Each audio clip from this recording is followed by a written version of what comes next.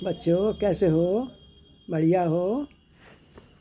और हमने अब गीता के अगले उसमें देखेंगे, उसका आनंद लेंगे।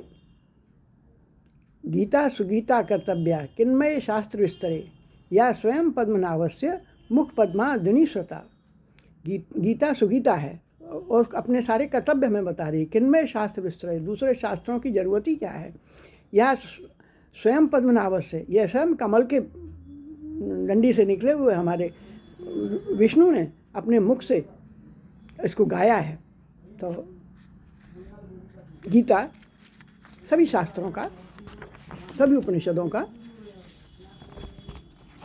निचोड़ है, अर्क है। स्थिति प्रज्ञ क्या भाषा समाधिस्तस्य केशव स्थिति की प्रभाषेत किमासीत ब्रजेत किम।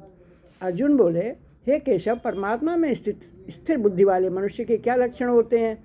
वह स्थिर बुद्धि वाला मनुष्य कैसे बोलता है, कैसे बैठता है और कैसे चलता है अथवा व्यवहार करता है। प्रजाहात यदा कामान स्वार्न पार्थ मनोगतान आत्मन्वेवात्मना तुष्ट स्थिति प्रज्ञस्तदोच्यते। श्री भगवान बोले, हे प्रसानंदन, हे कुंती के पुत्र, जिस काल में साधक मन में आई संपूर्ण कामनाओं का भलीभांति त्याग कर देता है और अपने आप में ही संतुष्ट रहता है, उस काल में वह स्थिर बुद्धि कहा जाता है। जब साधक को स्वयं में संपूर्ण कामनाओं के अभाव का अनुभव होता है, तब उसकी बुद्धि स्वतः स्थिर हो जाती है।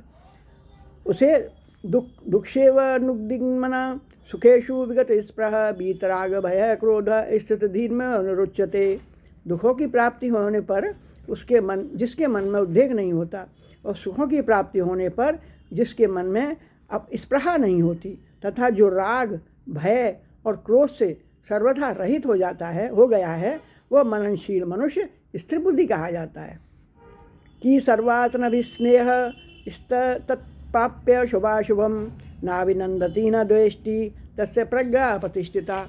सब जगह आसक्ति रहित हुआ जो मनुष्य उस शुभ और अशुभ को प्राप्त करके न तो प्रसन्न होता है और न द्वेष करता है, उसकी बुद्धि स्थिर है। यदा सहरते चायम कूर्मोंगानीव सर्वश इंद्रियाणि इंद्रियार्थेभ तस्तस्य प्रज्ञा प्रतिष्ठिता। जिस तरह कछुआ अपने अंगों को सब ओर से समेट लेता है और जिस काल में वह इंद्रियों के विषयों से इंद्रियों को सब प्रकार से हटा लेता है। इसमें इंद्रिय निग्रह की बात है। हमारी इंद्रियां हैं ना, जीभ, आँख, कान, नाक, इनको हमको कैसे यूज करना है, विशेष जोर इस पर भगवान दे रहे हैं। ऐसे ही जिस काल में कर्मयोगी इंद्रियों के विषयों से इंद्रियों को सब प्रकार से हटा लेता है, तब उसकी बुद्धि स्थिर हो जाती है। आत्मा यानी शरीरी स्वयं नित्य निरंतर ज्यों का तो रहता है और शरीर नित्य निरंतर बदलता रहता है। अतः दोनों के स्वभाव में कोई अंतर नहीं पड़ता, परंतु जब स्वयं शरीर के साथ मैं और मेरे का संबंध मान लेता है, तब बुद्धि में अंतर पड़ने लगता है। मैं, खास बात है इस श्लोक की, मैं मेरापन मिटने से बुद्धि में जो अंतर पड़ता है वह मिट जाता है और बुद्धि स्थिर हो जाती है।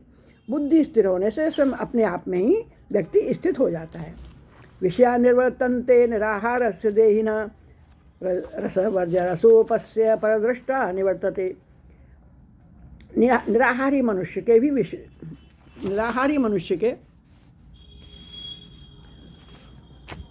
यततो यापि कौन्तेय पुरुषस्य विपश्चित इंद्रियाणि प्रमाथीनि हरन्ति प्रसव मन। कारण क्या है हे कुंती नंदन?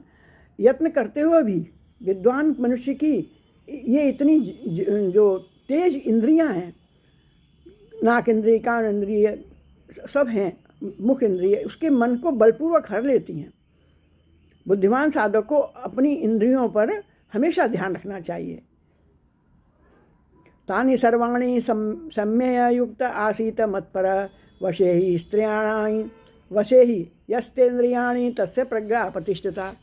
कर्मयोगी साधक उन संपूर्ण इंद्रियों को वश में करके मेरे परायण होकर बैठे, क्योंकि जिसकी इंद्रियां वश में है उसकी बुद्धि स्थिर है।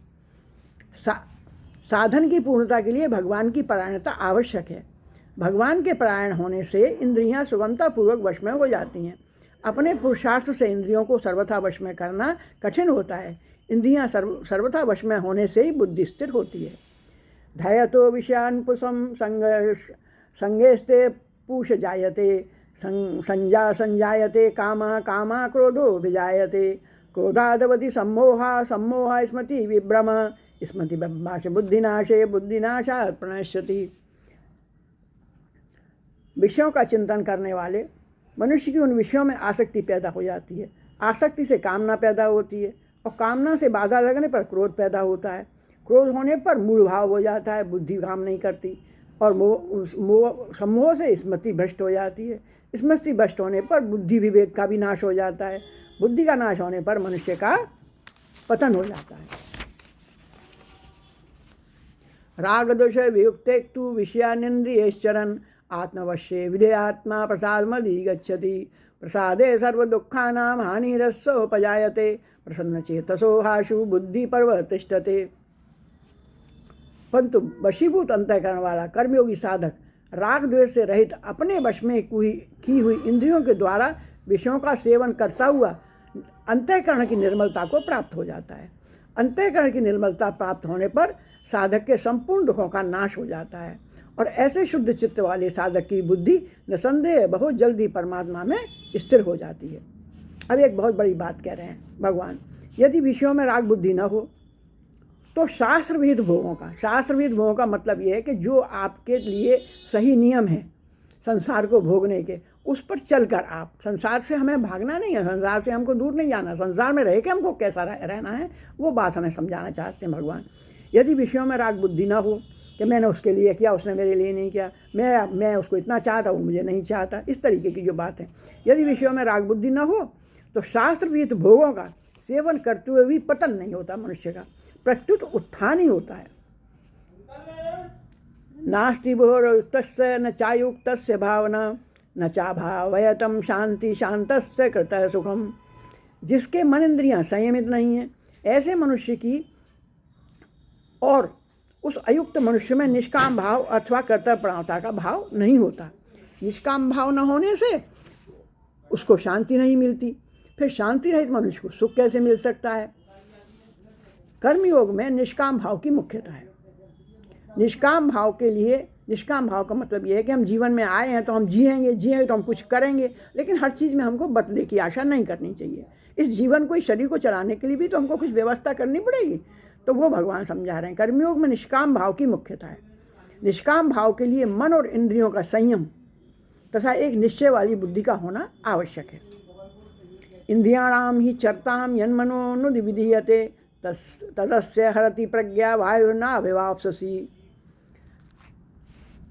कारण कि अपने अपने विषयों में विचरती हुई जितनी इंद्रियां अपने अपने विषयों में अपना काम करती रहती, इंद्रियों में से एक ही इंद्रिय जिस मन को अपना अनुगामी बना लेती है, वह अकेला मन जल में नौका की वायु की तरह इसकी बुद्धि भगवान मनुष्य की बुद्धि को हर लेता है। उस मनुष्य को जब तक साधक की बुद्धि एक उद्देश्य में दृढ़ नहीं होती तब तक संपूर्ण इंद्रियों का कहना ही क्या, एक ही इंद्रिय मन को हर लेती है और मन बुद्धि को हर कर गलत कामों में लगा देती है। तस्मादस्य महाभावो निगृहीतानि सर्वश इंद्रियाणाय धियार्थे भक्तस्य प्रज्ञा प्रतिष्ठिता। इसलिए हे महाभावो, जिस मनुष्य की इंद्रियों के विषयों से सर्वथा, फिर वही बात बोलते हैं भगवान, इसलिए हे महाबाहो, अर्जुन को कहते हैं महाबाहो, जिस मनुष्य की इंद्रियों के विषयों में सर्वथा वश में की हुई हैं उसकी बुद्धि स्थिर है। या निशा सर्वभूतानां तस्या जागृति संयमी यस्याम जागृति भूतानि सा निशा पश्यतो मुने।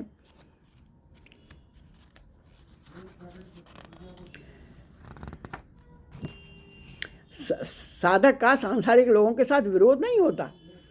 इसमें रामचरितमानस में इस पे लाइन है, निज प्रभु देखें जगत कैसन करें विरोध। अपने जैसा तो हम पूरे सब, तुलसीदास कहते हैं, हम इस अपने ही तरह तो सब जगत को देखते हैं, जैसे हम में भगवान है वही सब में है।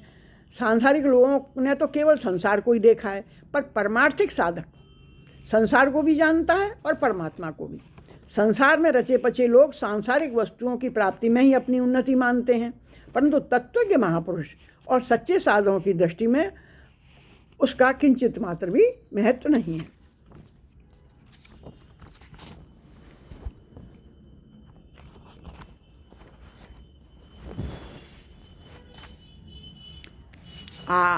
आपूर्यमाण मचलम प्रतिष्ठम समुद्रमाप प्रविशन्ति यद्वत् तद्वत् कामाय प्रविशन्ति सर्वे स शांतिमाप्नोति न काम कामी।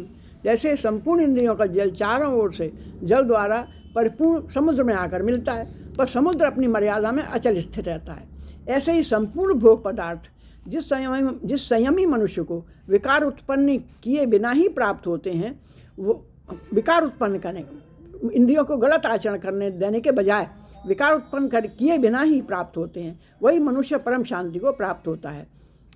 जब मनुष्य सर्वथा निष्काम हो जाता है तब आवश्यक वस्तुएं, भगवान कितनी बड़ी बात कहते हैं, देखो, जब मनुष्य सर्वथा निष्काम हो जाता है तब आवश्यक वस्तुएं उसके पास स्वाभाविक ही आ जाती हैं, परंतु आ जाती हैं, वे उसके हृदय में हर्ष आदि कोई विकार उत्पन्न नहीं करती। उससे उस तत्व को महापुरुष के अंतःकरण में किंचित मात्र भी राग द्वेष हर्ष शोक आदि विकार उत्पन्न नहीं होते, वह सर्वथा सम रहता है। परंतु जिसके भीतर सांसारिक कामनाएं हैं, सिर्फ पाने की कामना है, उसे वस्तुएं प्राप्त हो या न हो, वह सदा अशांति रहता है। विहाय कामान सर्वान् पुंसाश्चरति निःस्पृहः निर्ममो निरहंकारः स शांतिमधिगच्छति। जब मनुष्य कामना स्पृहा ममता, देखिए आप, जब मनुष्य कामना स्पृहा ममता का मतलब ये है कि हम सबको प्यार करें, लेकिन हम उसको उससे करें निष्काम भाव से, और अहंता माने अपनी गुरूर से छूट जाता है, तब उसे अपने भीतर नित्य निरंतर स्थित रहने वाली शांति का अनुभव हो जाता है।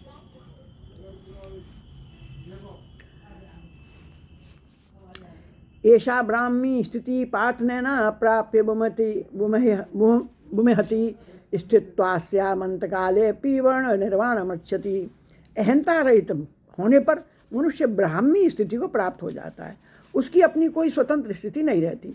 इस ब्राह्मी स्थिति की प्राप्ति एक बार और सदा के लिए होती है जीवन में, ऐसा नहीं है कि नहीं होगी, लेकिन हमें जागरूक रहना पड़ता है, कारण कि ब्रह्म में हमारी स्वतः स्वाभाविक एक बार सदा के लिए होती है। इस ब्राह्मी स्थिति की प्राप्ति एक बार और सदा के लिए होती है, कारण कि ब्रह्म में हमारी स्वतः स्वाभाविक स्थिति है, पर अहंकार के कारण इसमें इसका अनुभव नहीं होता। अगर मैं हूँ मिट जाए और है रह जाए, यही ब्राह्मी स्थिति है। हमारा स्वरूप है, सत्ता मात्र हमारा स्वरूप है, अतः मैंपन को मिटाना नहीं है, प्रत्युत उसे अपने में स्वीकार नहीं करना है, जिसकी सत्ता अपने में स्वीकार नहीं करना है। क्रिया मात्र का संबंध संसार के साथ है। हमारा स्वरूप अक्रिय है, इसलिए शरीर के द्वारा हम अपने स्वरूप के लिए कुछ नहीं कर सकते। शरीर के द्वारा हम कोई भी क्रिया करेंगे तो वह संसार के लिए ही होगी, अपने लिए नहीं। तो फिर पूर्व पक्ष, तो फिर हम अपने लिए क्या कर सकते हैं?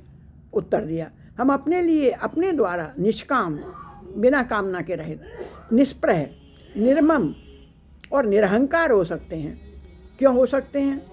क्योंकि हम वास्तव में स्वरूप से निष्काम, निष्प्रह, निर्मम और निरहंकार ही हैं, क्योंकि इस प्रभु के ही हम अंश हैं। अब हम पढ़ेंगे तीसरा अध्याय। जायसी चेत कर्मस्ते मता बुद्धि जनार्दना तत्की कर्माणि घोरे मानयोजसी केशव व्यामिषेवेण वाक्येन बुद्धिं मोहवसी में तदेकं वद निश्चित येन शिवो मा पुण्याम। अर्जुन बोले, हे जनार्दन, अगर आप कर्म से बुद्धि को, ज्ञान को श्रेष्ठ मानते हैं तो हे केशव, मुझे घोर कर्म में क्यों लगाते हैं? आप अपने मिले हुए से वचनों से मेरी बुद्धि को मोहित कर रहे हैं, अतः आप निश्चय करके उसे एक बात को कहिए जिससे मैं कल्याण को प्राप्त हो जाऊं। लोक द्विधा निष्ठा पराभोक्ता मया नग ज्ञान योगेन सांख्यानाम ज्ञान योगेन सांख्यानाम कर्म योगेन योगिनाम। श्री भगवान बोले, हे कर्मयोग और ज्ञान योग दोनों लौकिक निष्ठाएं होने से समकक्ष हैं, और दोनों का एक ही फल है। यद्यपि कर्मयोग में क्रिया की और सांख्य योग में विवेक की मुख्यता है, तथापि फल दोनों का एक ही है। पूर्व पक्ष, यहाँ भक्ति योग निष्ठा की बात नहीं कही गई है, इससे सिद्ध हुआ कि कर्मयोग और ज्ञान योग ये दो ही साधन मान्य हैं। उत्तर पक्ष, ऐसा नहीं है। कर्मयोग और ज्ञान योग दोनों साधकों की अपनी निष्ठाएं, पर भक्ति योग साधक की अपनी निष्ठा न होकर भगवत परायणता है, भगवत निष्ठा है। भक्ति योग में साधक भगवान पर निर्भर रहता है। ये दोनों विभाग हमारे जानने में आते हैं, पर भगवान जानने में नहीं आते। भगवान मानने के विषय हैं, जानने के नहीं। परंतु भक्ति योग अलौकिक निष्ठा है, क्योंकि इसमें भगवान की मुख्यता है, जो जगत और जीव दोनों से उत्तम है। न कर्मणामनारंभे नैष्कर्य पुरुषो श्नुते न च सनादेव सिद्धि समाधिगच्छति। जब तक साधक में क्रिया का वेग रहता है, तब तक साधक के लिए निष्काम भाव पूर्वक केवल दूसरों के लिए ही कर्म करने आवश्यक हैं। दूसरों के हित के लिए कर्म करने से क्रिया का वेग शांत हो जाता है, क्योंकि हम कोई ना कोई काम तो हमारा शरीर करेगा, तो फिर क्या करना है कि दूसरों के हित के लिए कर्म करने से हमारा वो वेग शांत हो जाता है और सभी कर्म अकर्म हो जाते हैं, अर्थात हमें बांधने वाले नहीं रहते।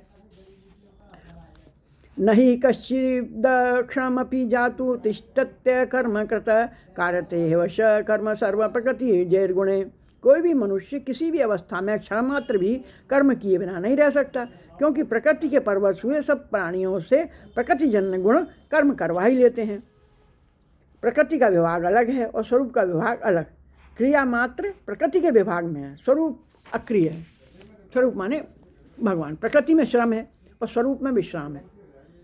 दूसरे जो कर्मेंद्रियाणि संयम्य या आस्ते मनसा स्मरन इंद्रियार्थाभिमूढ़ात्मा मिथ्याचारम शौच्यते। जो कर्मेंद्रियों संपूर्ण इंद्रियों को, दूसरे अध्याय में भगवान कह चुके हैं कि विषयों का चिंतन करने वाले मनुष्य का पतन हो जाता है। यहाँ लोगों को दिखाने के लिए बाहर से स्थित होकर बैठने वाले तथा मन से विषयों का चिंतन करने वाले मनुष्य को मिथ्याचारी कहा गया है। यस्विंद्रियाणि मनसा नियव्यारभते अर्जुन कर्मेंद्रियम कर्मयोग सक्त स विशिष्यते। परंतु हे अर्जुन, जो मनुष्य मन से इंद्रियों पर नियंत्रण करके मन से इंद्रियों पर नियंत्रण करके आसक्ति रहित होकर निष्काम भाव से समस्त इंद्रियों के द्वारा कर्मयोग का आचरण करता है, वही श्रेष्ठ है। इसकी व्याख्या है, फलेच्छा और आसक्ति का त्याग करके दूसरों के लिए कर्म करने वाला कर्मयोगी ज्ञान योगी से भी श्रेष्ठ है। यहाँ भगवान बताते हैं कि हम दूसरे की सेवा करते हैं, दूसरों के लिए हम कुछ करते हैं, तो हम ज्ञान योगी से भी श्रेष्ठ हैं। आगे 5वें अध्याय में भगवान कर्मयोग को ज्ञान योग से श्रेष्ठ बताएंगे। नियति कुकर्मत्वं कर्म जायो ह्य कर्मण शरीर यात्रा पीछते न प्रसिद्ध देत कर्मण। तू शास्त्र विधि से नियत किए हुए कर्तव्य कर्म कर, क्योंकि कर्म न करने की अपेक्षा कर्म करना श्रेष्ठ है, तथा कर्म न करने से तेरा शरीर निर्वाह भी सिद्ध नहीं होगा। अब हम आगे देखेंगे और अब थोड़ा विश्राम लेंगे और गीता माँ का आनंद लेंगे और उन सब के चरणों में नमन जिन्होंने आज तक गीता को माँ माना और गीता को समझने का उन्हें अवसर मिला। उसमें एक भाग्यशाली मैं भी हूँ और पुनः पुनः आप सबको भी वो ईश्वर ऐसी कृपा करें कि हमें ग्रंथों को पढ़ने का हमारा स्वभाव बन जाए, तो हम वास्तव में ही प्रभु के प्रिय शिष्य हो जाएंगे। इसी सब के बाद आराम से समाज में रहना है। गीता ये नहीं बताती कि आप संन्यास लीजिए, गीता ये बताती है संसार में रह के हमें कैसे कर्म करना है और मनुष्य से देवत्व की ओर कैसे जाना है। इसका विशेष उद्देश्य यही है। आप सबको मेरा नमन, वंदन, अभिनंदन, पुनः पुनः आभार।